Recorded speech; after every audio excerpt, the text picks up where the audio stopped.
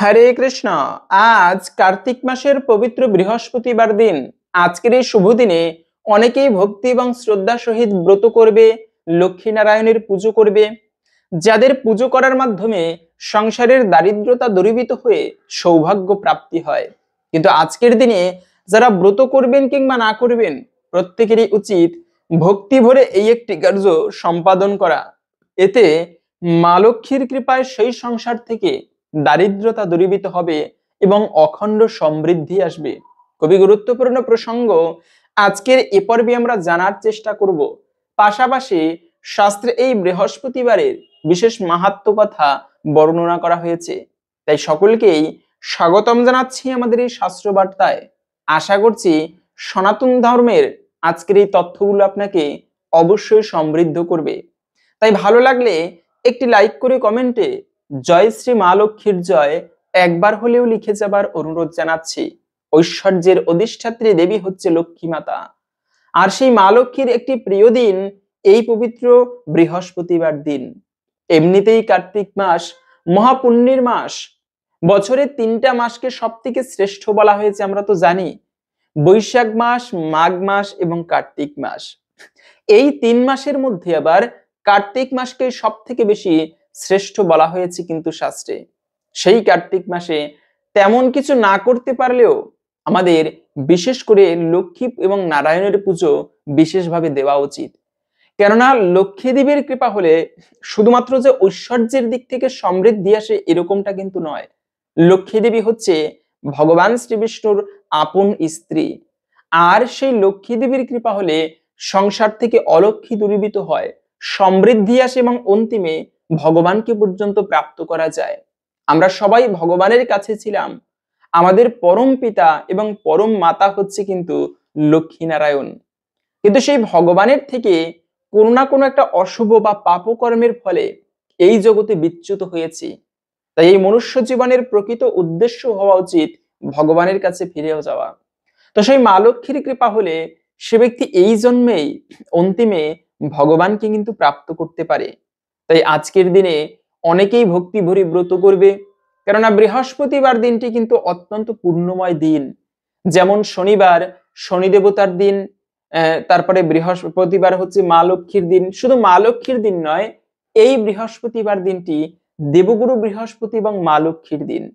তাই বৃহস্পতিবারে যদি কোনো সন্তানও জন্মগ্রহণ করে, স্বাভাবিকভাবেই তার উপরে কিন্তু লক্ষ্মী মায়ের একটা সুদৃষ্টি থাকে।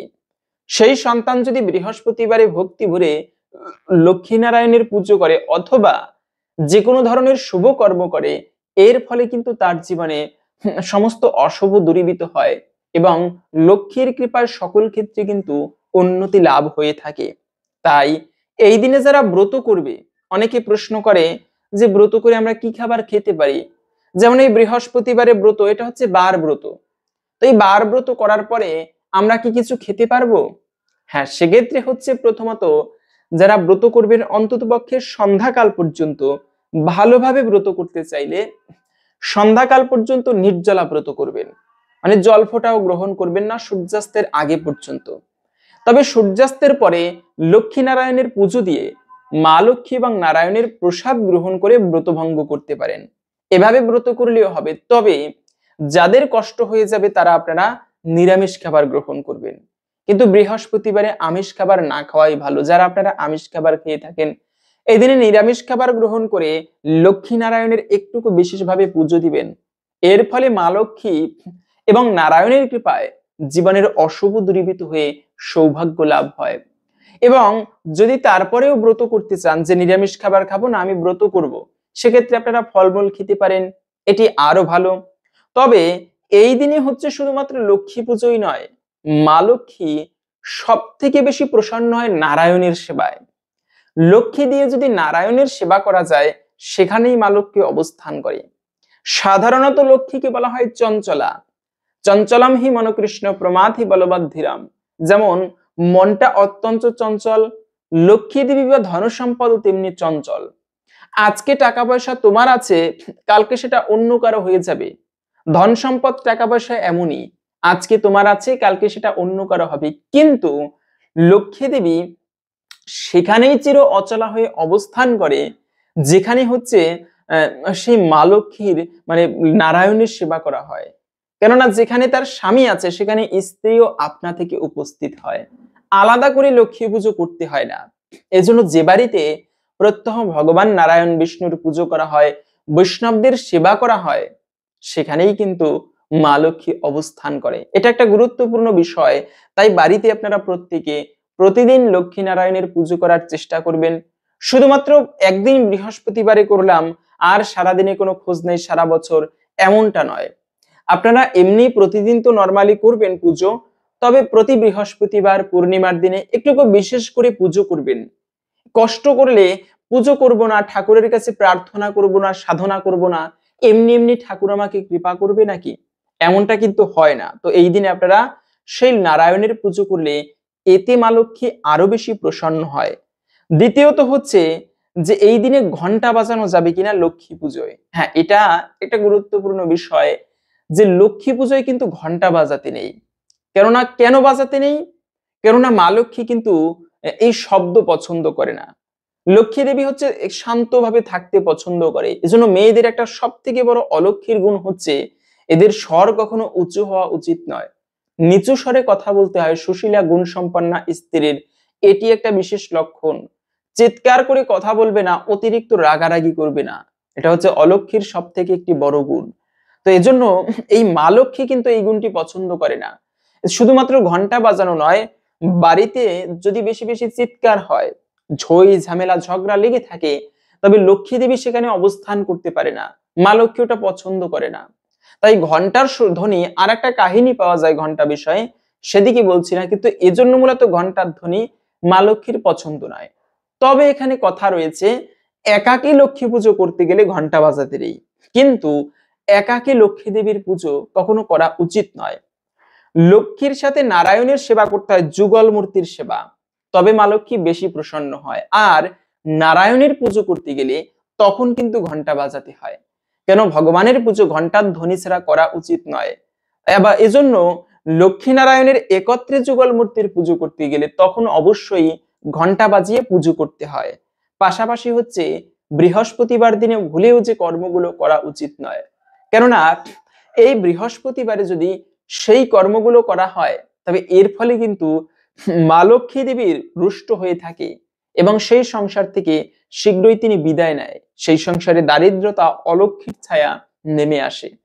তাই বৃহস্পতি দেব নিজে বলেছেন বৃহস্পতিবারে এই নিষিদ্ধ কার্যগুলো করা উচিত নয়। প্রথমত হচ্ছে ক্ষৌর কর্ম করতে নেই। চুল, দাড়ি, নখ এগুলো হচ্ছে শরীরের নদীর অংশ। আর বৃহস্পতিবারে যদি ক্ষৌর কর্ম করা হয়, এতে কিন্তু সেই পরিবারের দারিদ্রতা এবং অমঙ্গল আসে। দ্বিতীয়ত হচ্ছে এই দিনে কোনো আমিষ জাতীয় খাবারও ভক্ষণ করা উচিত নয়। যে কোনো শুভ দিনে, আরে আজকে ব্রত, তারপরে আমরা অনেকে আছি আমিষ খাবার খেয়ে থাকি, কিন্তু কোনো শুভ দিনে আমিষ জাতীয় খাবারকে যতটা বর্জন করে পারা যায়, অবশ্যই আপনারা এই আমিষ খাবারকে বর্জন করে তারপরে এই দিনে সেবা পুজো করবেন। এবং এই দিনে অবশ্যই চেষ্টা করবেন মা লক্ষ্মীর বিশেষ মন্ত্র অথবা ভগবান শ্রীকৃষ্ণের বিশেষ মন্ত্র জপ করতে। কেননা লক্ষ্মী দেবীর বিশেষ কৃপা লাভের জন্য এই দিনে আপনারা সন্ধ্যাকালে ঠাকুর ঘরে প্রদীপ প্রজ্বলন করে অবশ্যই ব্রত কথা শ্রবণ করবেন এবং পদ্মফুল অবশ্যই নিবেদন করতে পারেন। ভগবানের সবথেকে প্রিয় ফুল হচ্ছে কিন্তু পদ্মফুল। তো এই দিনে আপনি সেই পদ্মফুল ভগবানের চরণে নিবেদন করে, মা লক্ষ্মীর চরণে নিবেদন করে বিশেষভাবে প্রার্থনা করবেন তাদের কাছে। এর ফলেও একটুকু হলেও মা লক্ষ্মীর কৃপায় জীবনের অশুভ দূরীভূত হয়ে সমৃদ্ধি আসবে। তো যাই হোক, এখন আমরা জেনে নিচ্ছি এই বৃহস্পতিবারের ব্রত কথা।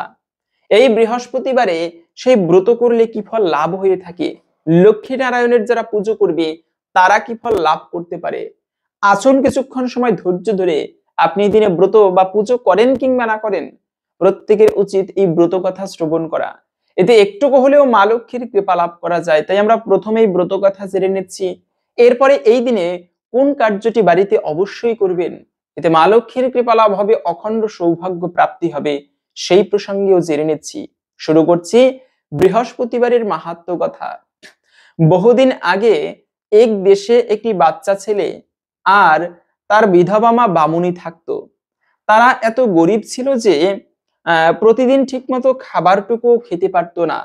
ছেলেটির মা প্রতিদিন অন্নের সন্ধানে বের হতো, আর ছেলেটি তাদের বাড়ির সামনের বটগাছটার নিচে নিজের মনে খেলা করত। একদিন ছেলেটা সেই গাছতলায় একটি খেলা করতে করতে একটি ক্ষীরওয়ালা ভার ভর্তি ক্ষীর নিয়ে যাচ্ছে, সেটা দেখতে পেল। তার সেই ক্ষীর খাওয়ার খুব ইচ্ছা হলো, তাই সে তার মায়ের কাছে গিয়ে কান্না করতে লাগলো ক্ষীর খাবে বলে। কিন্তু তার মা পয়সার অভাবে তাকে ক্ষীর খাওয়াতে পারলো না। এই দেখে সেই ক্ষীরওয়ালার খুবই খারাপ লাগলো। সে ছেলেটিকে বিনা পয়সাতেই এক ভার ক্ষীর দিয়ে চলে গেল। তারপর ছেলেটা সেই ক্ষীর নিয়ে বটগাছটার তলায় বসে গেল। ওই গাছে দুটি পেঁচাপেচির ছানা থাকতো। তারা ছেলেটার হাতে ক্ষীর দেখে চিৎকার করতে লাগলো। ছেলেটা তখন তাদেরকে নামিয়ে এনে তাদেরকে ক্ষীর খাওয়ালো, অতঃপর অবশিষ্টটুকু নিজে খেলো। সেই দিন সন্ধ্যার সময়ে সেই পেঁচাপেচিরা এসে ছানাদের থেকে সব কথা শুনলো। তারপর ছেলেটা যখন যা খেত সেই পেঁচাপেচির ছানাদেরকেও তা খাওয়াতো। তারপর সন্ধ্যায় পেঁচাপেচি বাড়ি ফিরে এলে তাদের ছানারা তাদেরকে সব বলতো, এবং আরো বলতো যে তারা যেন ওই গরিব বামুনির দরিদ্র মোচনের চেষ্টা করে। এইভাবে দিন যায়। একদিন বৃহস্পতিবার বামুনি বহু কষ্টে লক্ষ্মীর পুজো করলো। ছেলেটা সেই পুজোর প্রসাদ এনে লক্ষ্মীর ছানাদের দিল। সেই রাতে ছানারা জানতে পারলো যে বামুনির পূজাতে নারায়ণ সন্তুষ্ট হয়েছে, এবার ওদের অবস্থা ফিরবে। পরদিন সকালে ছেলেটা গাছতলাতে এলে পেঁচাপেচি সব খুলে বলে বুঝিয়ে দিল, এবং বলল কেউ কিছু জানতে চাইলে বা দিতে চাইলে সেজন্য তিল ধুবড়ি ছাড়া আর কিছু না চায়। অতঃপর তাকে একটা গাছের ডালে চোখ বন্ধ করে বসিয়ে ডালটার দুই ধারে ধরে তাকে লক্ষ্মী নারায়ণের কাছে নিয়ে গেল। ছেলেটা তাদেরকে মা লক্ষ্মী এবং নারায়ণকে প্রণাম করে তিল ধুবড়ি চাইলো। মা লক্ষ্মী তাকে ধন দৌলত দিতে চাইলো, কিন্তু ছেলেটা কিছু না নিয়ে শুধুমাত্র তিল ধুবড়ি চাইলো। শেষ পর্যন্ত মা লক্ষ্মী ছেলেটার আবদারে দয়া পরবশ হয়ে তাকে তিল ধুবড়ি দিল, এবং বলে দিল তারা যেন ওটার সঠিক যত্ন নিয়ে পুজো করে প্রতিদিন। তারপর পেঁচাপেচি সেই ছেলেটাকে আবার ওই রকম ধরে ভাবে ফিরিয়ে আনলো। ছেলেটা বাড়ি ফিরে এসে মাকে সব বলল, এবং মা খুব যত্ন করে ঘর পরিষ্কার করে আলপনা দিয়ে ঘট পাতলো এবং সেই তিল ধুবড়ির পূজা করতে লাগলো। অতঃপর আস্তে আস্তে তাদের অবস্থা ফিরতে লাগলো। ক্রমশ তাদের প্রচুর ধন সম্পত্তি হলো। এই দেখে ওই দেশের রাজা ভয় পেয়ে গেল। তাকে ছাপিয়ে যাবে এই ভয়ে রাজা লোক লাগালো তাদের পিছনে। জানতে পারলো তিল ধুবড়ির ঘটনা।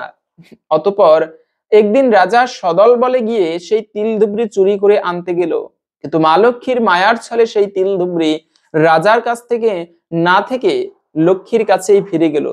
এই ঘটনার পর থেকে বামুনির সেই দরিদ্র অবস্থা ফিরে এলো। তখন পেঁচাপেচি আবার তার ছানারা ধরলো ছেলেটার দারিদ্র অবস্থা মোচনের জন্য। বহু অনুরোধে তারা আবার ছেলেটাকে মা লক্ষ্মীর কাছে নিয়ে গেল। ছেলেটা গিয়ে আবার তিল ধুবড়ি চাইলো, কিন্তু যেহেতু তারা আগের বার তিল ধুবড়ি আটকে রাখতে পারেনি, তাই এবারে আর দিতে চাইলো না। তারপরে ছেলেটা বহু অনুনয় বিনয়ে আরেকবারের জন্য মা লক্ষ্মী দিতে রাজি হলো। ছেলেটা এবার তা নিয়ে এসে আবার সযত্নে পুজো করতে লাগলো।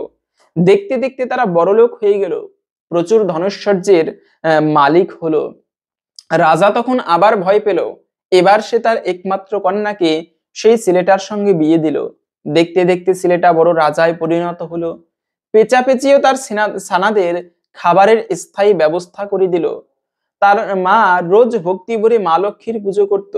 এইভাবে বহুদিন পর বৈকুণ্ঠ থেকে পুষ্পরথ এলো বামুনিকে নিয়ে যাবে বলে। তখন বামুনি তার বৌমাকে বলে গেল সে যেন প্রতিদিন যত্ন করে, বিশেষ করে প্রতি বৃহস্পতিবারে মা লক্ষ্মীর পুজো করে, যেমন ভাদ্র মাস, কার্তিক মাস, পৌষ মাস এবং চৈত্র মাসে ভক্তি ভরে যেন মা লক্ষ্মীর পুজো করে। বেলা পর্যন্ত বিছানায় পড়ে না থেকে যেন ভোরে উঠে ঘর দুয়ারে জল কাটা দেয়, কারোর সাথে যেন চেঁচিয়ে কথা না বলে, সন্ধ্যা হলেই যেন ঠাকুর ঘরে সন্ধে প্রদীপ জ্বালায়। এই বলে বামুনি বৈকুণ্ঠে চলে যায়। তারপর ছেলেটা খুব বড় করে প্রচুর ব্রাহ্মণ খাইয়ে মায়ের শ্রাদ্ধ সম্পূর্ণ করলো। শাশুড়ির কথা মতো তার বউ সব নিয়ম মেনে চলতে লাগলো। দেখতে দেখতে ছেলে মেয়ে হলো, তাদেরও বিয়ে হলো, সন্তানাদি হলো, সুখেই চলতে লাগলো সংসার। এরপর তাদের আবার বৈকুণ্ঠে যাবার সময় হলে তারাও ছেলে মেয়েদের বউদের লক্ষ্মী পুজো করার কথা বলে বৈকুণ্ঠে চলে গেল। এভাবেই পৃথিবীতে লক্ষ্মী মায়ের ও পেঁচাপেচির পুজো বৃহস্পতিবারে প্রচারিত হলো। এই ছিল মূলত বৃহস্পতিবারে মা লক্ষ্মীর পুজোর ব্রত কথা।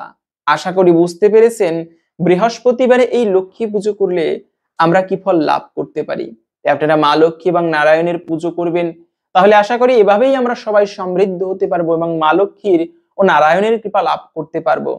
তবে এই দিনে পরিবারের অশুভ এবং দারিদ্রতা দূরীভূত করার জন্য বাড়িতে কোন কার্যটি আমাদের করা উচিত, তা হচ্ছে দান করা উচিত। মা লক্ষ্মীর পুজো করতে না পারলেও যদি আপনার যে সম্পদ আছে, আমরা অনেকে ভাবি আমার কত টাকা আছে, আমি দান করলে সেখান থেকে তো কমে যাবে, কিন্তু দানের ফল কখনো কমে না। আপাত দৃষ্টিতে মনে হতে পারে যে আমার টাকা পয়সা কমে যাবে দান করলে, কিন্তু কমে না। মা লক্ষ্মীতে আরো প্রসন্ন হয়ে তার সম্পদ দ্বিগুণ ভাবে বর্ধিত করে দেয়। ইতিহাসে এরকম অনেক কাহিনী পাওয়া যায়। লক্ষ্মী দেবীর ছদ্মবেশ ধরে একবার একটা বাড়িতে পরীক্ষা করতে এসেছেন। ওই বাড়িতে একটা ব্যক্তি, মানে একটা লোক থাকতো, সে খুবই গরিব, স্ত্রীকে নিয়ে বসবাস করত। মা লক্ষ্মী ছদ্মবেশ ধরে তাদের বাড়িতে পরীক্ষা করার জন্য এসেছে, কিন্তু তারা খুবই সৎ ছিল, ভগবানের প্রতি ভক্তি করত, কিন্তু এত গরিব ছিল ঠিকভাবে খাবারটুকু জুটতো না। মা লক্ষ্মী ছদ্মবেশ ধরে এসেছে, তারা কয়েকটা খাবার 2 দিন ধরে প্রায় আধ পেটা খেয়ে আছে। আজকে বিকালবেলা কয়েকটা খাবার খাবে, অন্নদানার মানে জোগাড় করেছে। মা লক্ষ্মী ছদ্মবেশ ধরে বলল, বাবা আমি কিছু খাইনি, খুবই ক্ষুধার্ত, কিছু খেতে দেবে? তারা মানে দ্বিতীয়বার না ভেবে তাদের ভাগের খাবারটুকু সেই অতিথিকে দিল, এবং বুড়িমা, সেই ছদ্মবেশী মা লক্ষ্মী বুড়িমা সেই খাবারটুকু খেয়ে তাদেরকে আশীর্বাদ দিতে চাইলো। বলো তোমরা কি বর চাও? যা চাইবে তোমরা তাই পাবে। বললো যে মা আমরা কিছু চাই না। বুড়িমা তখন মা লক্ষ্মীর রূপে প্রকাশিত হলো, আমি তোমাদের পরীক্ষা করতে এসেছি, বলো ধন সম্পদ কি চাও তোমরা? কিন্তু তারা ধন সম্পদ চাইলো না। মা আমাদের যেন ভগবানের প্রতি ঐকান্তিক ভক্তি থাকে সব সময়। মা লক্ষ্মীতে আরো প্রসন্ন হলো, ওদের ধন দিতে চাইলাম তা নিল না, ভগবান বিষ্ণুর ভক্তি চাচ্ছে। তখন মা লক্ষ্মী বলল, তোমরা তো বিষ্ণুর প্রতি ভক্তি অবশ্যই পাবে, এবং তোমাদের আশীর্বাদ করলাম তোমাদের সংসার থেকে কখনো লক্ষ্মী হানি হবে না, দারিদ্রতা আসবে না। তাই এ হচ্ছে মা লক্ষ্মীর কৃপা। যে কোনো বৃহস্পতিবারে বা যে কোনো দিন আপনি দান করবেন, পবিত্র স্থানে সাধুদেরকে দান করবেন, কোনো দারিদ্রকে আপনি ভোজন করাতে পারেন।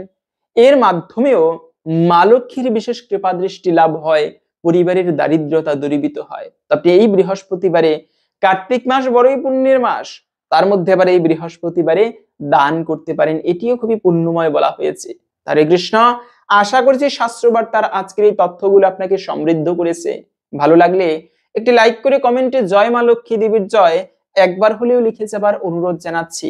মা লক্ষ্মীর কৃপায় সকলের জীবনে আমাদের সমৃদ্ধি আসুক, এই কামনা করে আজকের ভিডিওটি এখানে সমাপ্ত করছি। হরে কৃষ্ণ।